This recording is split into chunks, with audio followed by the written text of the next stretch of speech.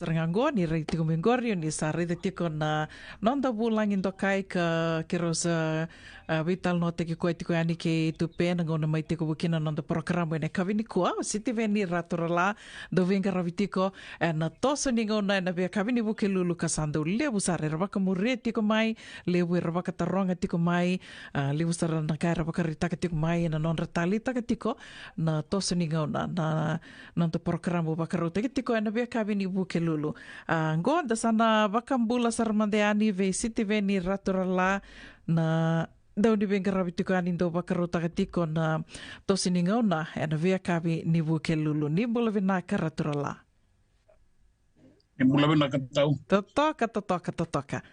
Ake mami ke mami sarunga rongo di ke muni vinaka. Totoka ni bula vinaka tunga vakai senga ni toso na ngauna ni uredi ke muni tiko ningo. Sandendendina. Nimbula vinaka. Ya, nimbula vinaka. Isa. Na uso tu sarangani vital no ene kavini kua. Beva kau vakareta ka tiko yani sa liwe ravaka muri tiko mai na nonda tongo na vata na vea kavini buke lulu na tosa ni ngauna. Kau na numa me dorme vital no mantangani kua me mbaliti ke mni saranga. Au kila ni na bunga talinga na vea kila tiko. Na vea kila iratura la. Yo au se kila vina katunga na ngauna. O ni a tika bu kathi waki kina ngono rongo da kina na ndomo muni kina na muni ndobe wakambula taki ke robital no tiko ki tupenga ituko no koe una ni ngone sa robital no kina nge kiri nondo ruwa ka tinga gore ke rao ni nge wakambula mandanga me wakana ka endo ki leili wuki no raturala. Ya na wole dina na kami tuko na ndende to na ngauna. Sakala talenga na matani singai. Sa ting komati ko ya wa bina ko le buni rauni ni samati ke muni kuma ya 6 bulan 2 wat be kai wa rota ki ni kino ya una kaitevi ngo korondo na korolailai syukur enu ya sawa tu tini anu anu sarena to kalau bolik ya biasa ulo mai tevi ko boling go su ngau na balabungan no tipo suba au tika buka kamura kini usanga yang bakilima ya kini kaliwa 5.5 kalima santina tau ya bukina na Fiji Broadcasting Commission o sengon lelai usumber ni buli sengem bakilima wow nei lawa ngone mamia tau remai tu lebi to kono lebi kono ngone le sonna durmu mamia la ko mai mamindo mai bakala sala sekundo ya dai mami tu na tingombala Sandina. Ya na matay nga already rikina na mga lislis ras ko nang unay palin walis. Ratu meliloki uraya kuroi. Siti ko kino cho se pat kan kamida se gemet ko mo ka mga puli. Rataleso me takala kay walis. Era sa ya liso sa bugdem sa to sa tale te wonu ay bunga era sa laki ka kin. Ya tiko weekend na nanong Iwakan ni ke na pala ni Wales usana nunga tunis yung manilay usana bo mo itaka talingay na po mo ya au gay duru sar may mo gay may taka tira sar sa bobola katalit ko niya makibasa ka po and tinikan di walo sa ngabulok kawal Sandina may tokay kya pengarami ulang ko may lumay buna wasa itu may lumay buna mami daw din jamay kya lalo wala nga matani tunga na nuam mo sa lito problema da titi itu may buna sa kile nindo na lori at kunibiya wende buwe binaka kimuni may balen walis na balen walis si suba ngori sa lang gereng may lumay buna hindi may suba ko dati nga may nabumatay ba nang buisele ubedo may balen walis sa kuna sa roa po kito ka sa bilyo tagit ko nang una yung usapa ka problema din doon ang uso ni Bosek ya. Usama di wakat kaboleto. Sinikilati ko na bubna. Kaya ano gusto ko nga nila kakakuta tumayin doon ako parola makaw. Na isel na matay ba na isipi. Kau kaya tumayin ko ibalin walis. May ito kay kya. Sa ati ko wiki ano ko kata kay balin walis.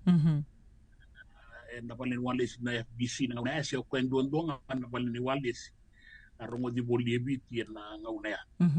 Sa may tutok kakin medho bana wona undolu kawono bebe tini kawalu tini kadiona mbaki na guve ngarabi wale ni walis ale buna bano talebo bulide bunga naka so taki rebunga kimami sebe kila ni kwa o sa bau ki to kana so na delen ya webi to sa talebo dina sa sa o mai daga ba maten tu aduru na matai walu na rona undolu kawono mai daga boli na boli wal bola na prime minister me daga na rona undolu tini kaba tini kalima au sanga e bodem sa ya banga na bakini bodem sa ngai kerenga mu sa te mai belet ni saya la ni daga ba maten itu mereka ku ni kasetia uni sa sibenti ko na bakini mula au sa daga boli ngab ko maten itu sama ni mai tu boliani me biu maya ulang mai daga ba lai na Fiji Television.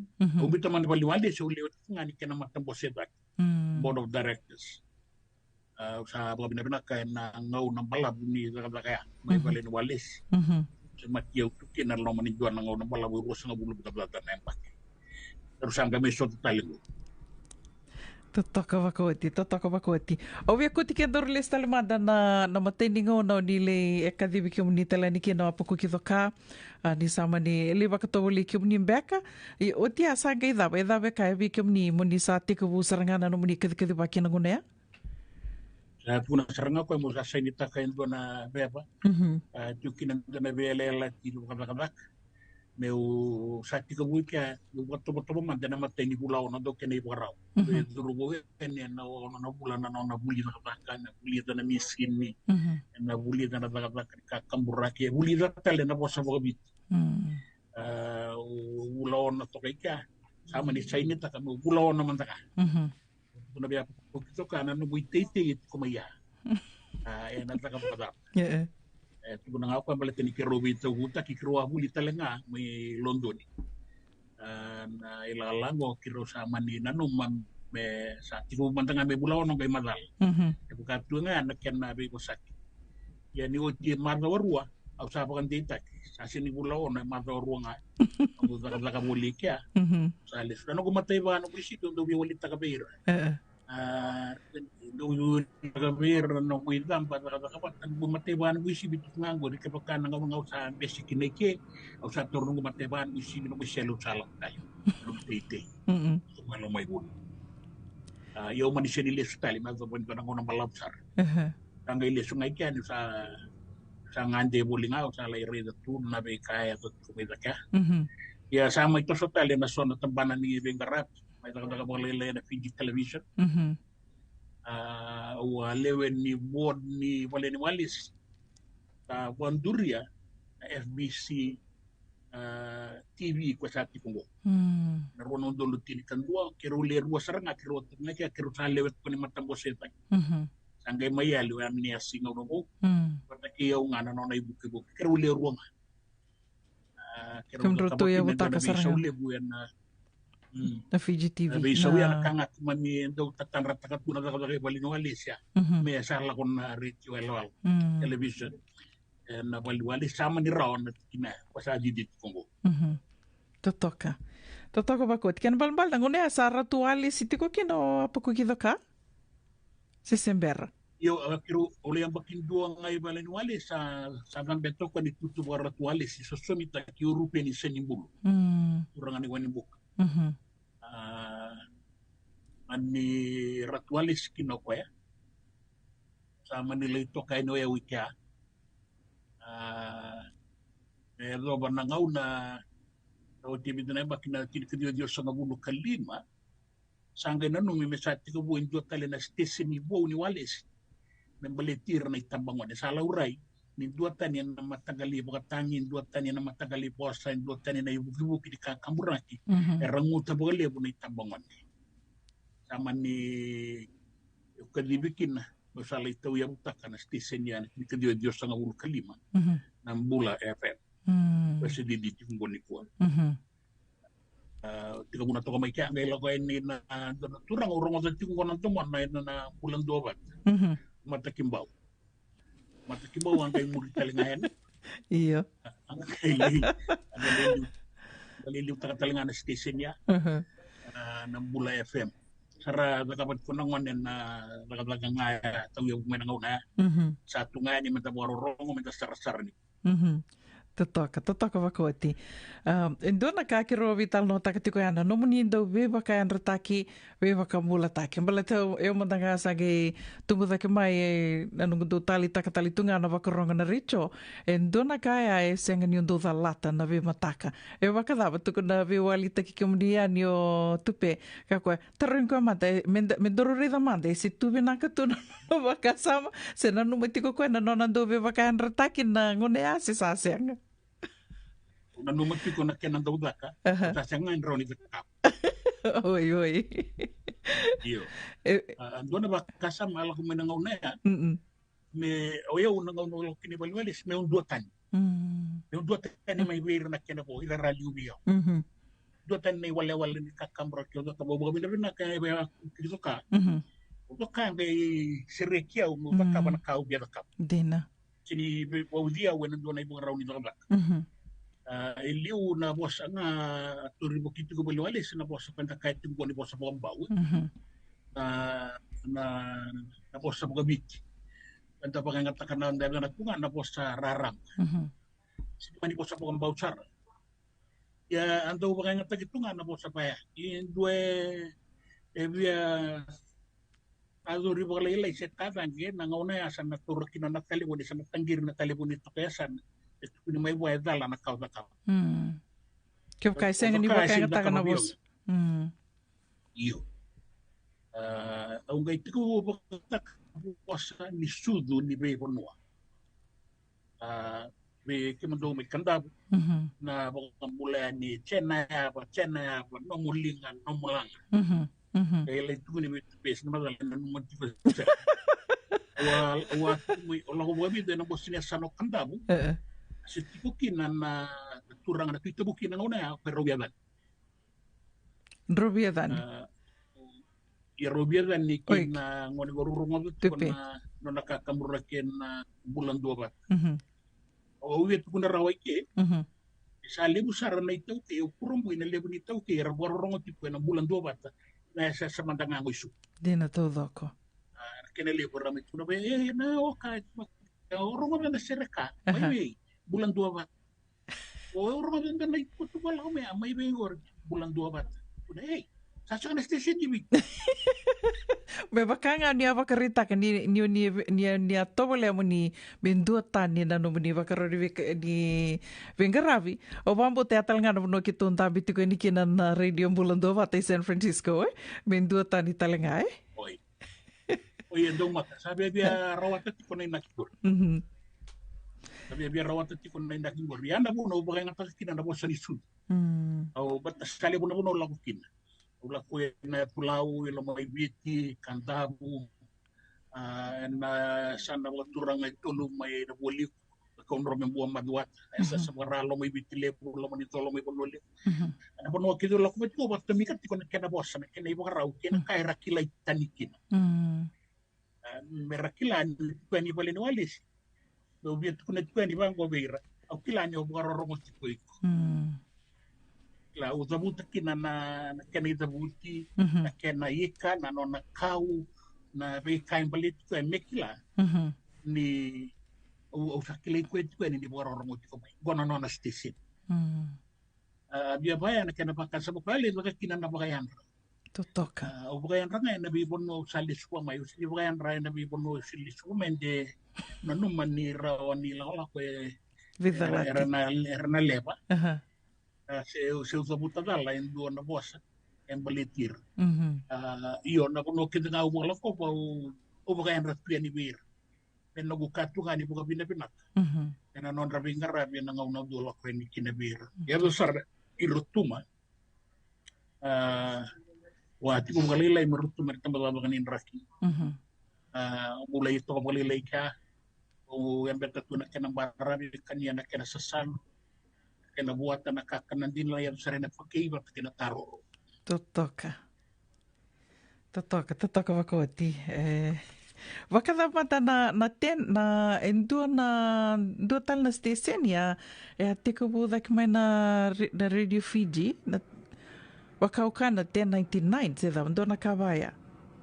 Ni wakasama takatiko ya? 1099 eh? 1089. Oh, 1089. 1089.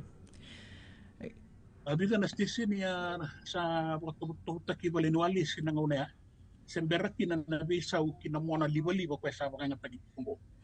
Iliu kimandi baka ngata kana te.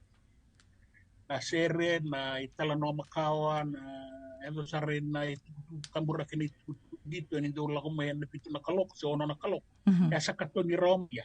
E baka ngata nabi sa wa main yaya ni baka makawa. Ina mona liba kwa sa tunikwa. Duriki na ibida na stese di me baka topo takana kau ni kambura kina hono rawan ya dok na AM wata kina FM baka na tagi bugalibo na FM na mona libo banga imure mai arau tu kini kini dio sanga bulu kandua kaya do kina na bisa ugori sonna stese ni bobo baka topo aya tu ngau na dobe rangor 1089 karena sangai kena bukan dia buat ko sabi kat kunik ko na Today FM. Today FM. Oi. Sudu may na Today FM na 1089. Sandina. Vinaka, o vambuta raturalaina lewer na wakataronga tiko mbaletana no muni programo sena nonta to programo na tosu ni ngau na ve kavini vukelulu. Ni wakatule wataka manta wakadava na itala noa ka me leo tiko ni programo na dona singa. Sendo wakadava mbeka na no muni tubana na itala noa ka ndo me leo tiko ni na programo ya na ve kavini vukelulu. Oye vinaka o tika bu borongo e kiasa tika bu kina na bu borongo na bulan go wata nga una mai kuna kina be o ruten ni na makasama ni kena tau ya bu dua talena do program bu mai tarungia o se da paneda na kuna evita kuna ya tikungo kai solia ni be no tau bu kuna lewan station kau biar nak kena temu borong orang mata miukila, nama tanggali ser, nama tanggali beratangin, nama tanggali bebosaki, nama tanggali no, kenan engan itikemun yo juga ni bit, engan itikemun ni nanda borong orang bimbi mantanga ayana saya sembur mai San Francisco, mai Amerika, no kilaro kinan na wale nikah kabura kikina mantanggali undutang engan itikemun, tangga itu mai borong tu kan station ni na bulan 2 sa bebi atau rawa kena dingita kene ulutang raram ba baleto na be kuna manta me na toso ni ngau na raidile sunga ni ngau enda tiko kina ngau na sawat tiki na ngau ngo be bukena nang darai kiliu enda be ngau na sember mai so na kala no makawa ukilani asate ko na magawa go na lutule bumba ka bukelu na ndongo no maikere kuna bango bio rutin ni panda me so mandanga na sir makawa no madala puma de so na sir na bu bagada wa la ko endikin na kala no ni be sir makawa kala no ke na ni toso ni ngauda na kai ko to mai weekend na ngauna na bibi sa weso ko to mai na barau ni mula na kakana na nonda tiko nonda beto soyaki watangin dengan deni huli ki na bi maliwai na bi ko to ba kita pe humanito do ko na ulo tango sanga na no mamong dingin taga dumandang aiso na bi tapan na me tiko na kan bi ko to ba kita paleta na mula ba yalo na ko to ba kita ki matan itu ro taga tiko na kenan ga lakwai na maro mai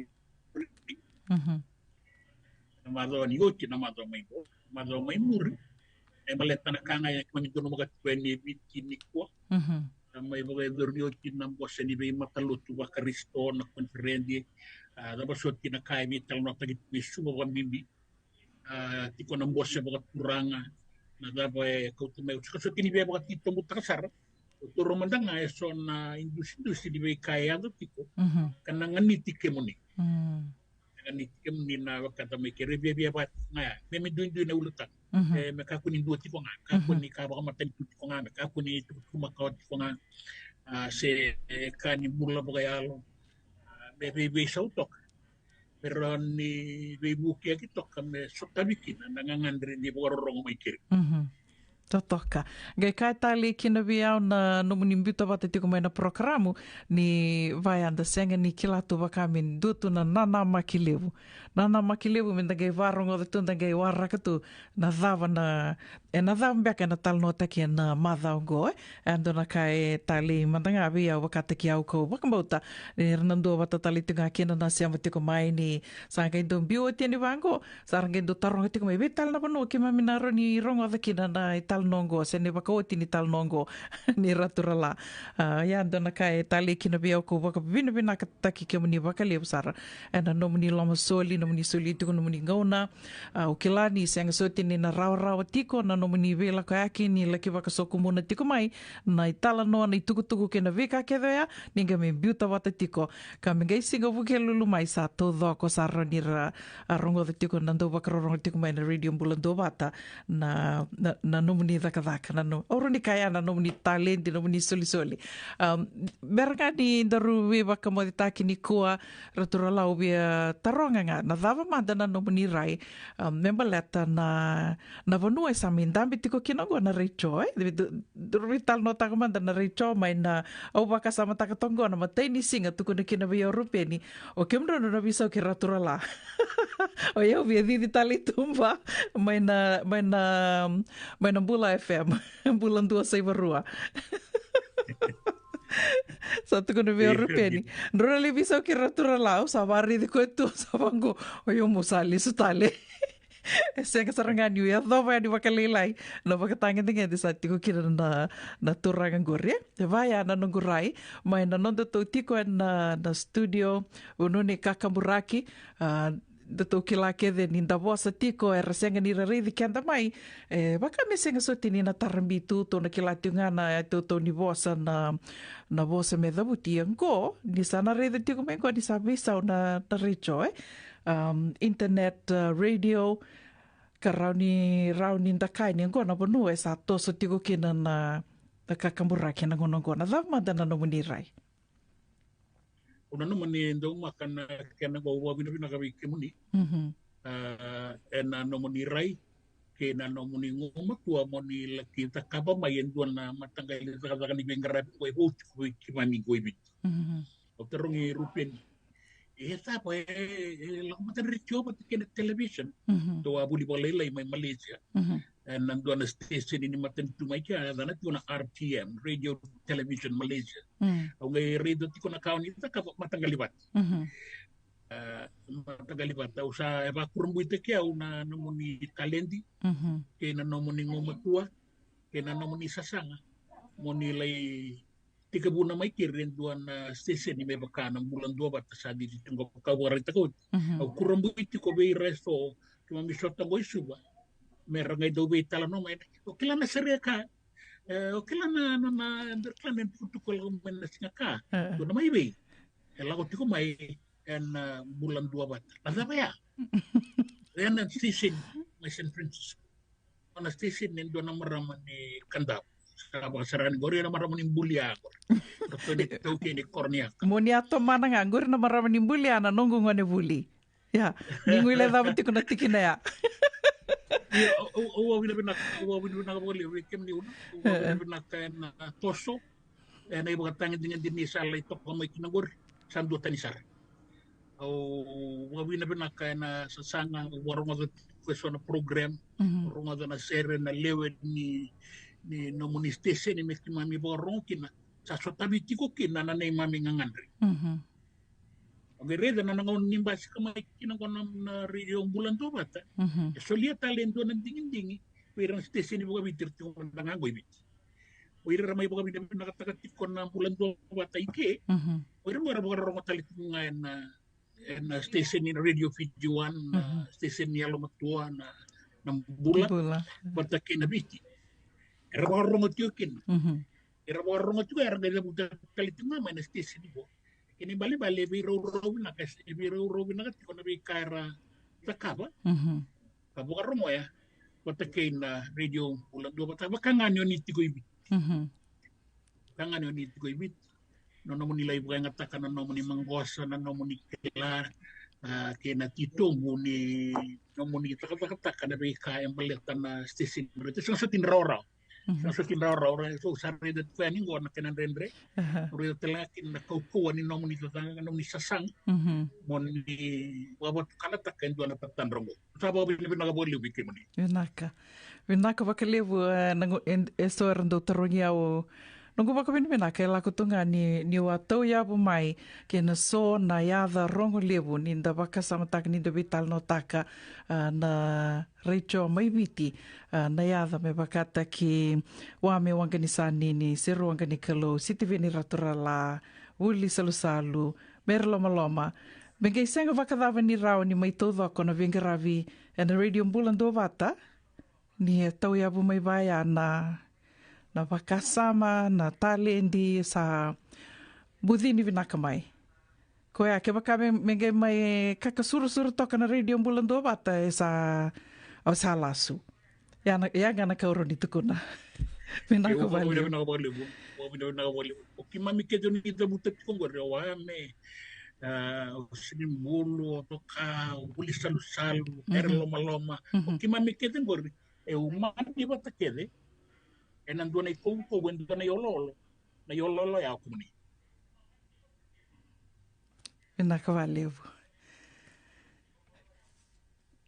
Vinaka valevu sa senga ni kilana da patali meu da vuta. Waka vinu vinaka tinga, da waka vinu vinaka tali tinga, hina tamada waka loma langi ni soli tiko na soli. Soli tiko na waka sama na wuku, na waka tule o andondonu ke na ondokai na isiama. Ninda siama tiko e na vinguni sale so enda kurumbu i takamandanga. Waka o senga ni tanra ni na ndorna me vital no tiko wango, ni na ndorna singa, ni o nina mai doi tiko na nomu ni programo e na radio mbulan do vata na vi madhawa. Ka ke tō sa kurumbu i takatinga na kena sa totolo tiko ni toso dake ni wili ni leoni vanua kai kaitali kena na internet radio ni kobuti wura tō dhoko kobuti wura tō dhoko kena sa toso dake tiko ni wili ni leoni vanua era sangai kunevo serangai sema wo tiko mai kena radio mbulan tō vata o irakara sa sema mai ra sema tō manda mai o te aro mai dhengu tu ni rangi rongoda tali ni sangai ni venga ravi tali mai na numuni programo e na radio mbulan do vata sarangai sema wakamerangai sema wo tali tiko mai andona kaya kito wakavinu vinaka tiko kina wakalevu vinaka wakalevu siti veni ratura lando tali veka na kao ni vea wasea ni berni darunga mai ve wakamoe take na kavini kua senga una sababu vinaka nga wale wiki mundi wo vinaka veira na minta uni bororong so rasa matu moe na mata ni ko na ngone biti mami boka pinaka tfaya ni wiki muni do warorong alis mami tuya ni po ena bo ni kain baleta na muni bengarabi ni mami boka ni pinaka wiki muni ena no muni sasanga kina no muni daga no matua kami sa boka pinaka kit dabu tit kuma ibida na yata dabu tit na yata ara bukea na no muni danga na ikutumbo ko kami sandanga wiki muni daga sarai de kemu dia kali no saja mo maingo i songo ni todo kana kawe politiko ko ni songo ni todo ila ka ena matua ena mangwasa ni rei de beki mami oni sabu da buta mengon e que nei sema todo nei si buninda ko sao ki mami todo sati ko beki mani abo le ibo dengo ni samo vinaka valevo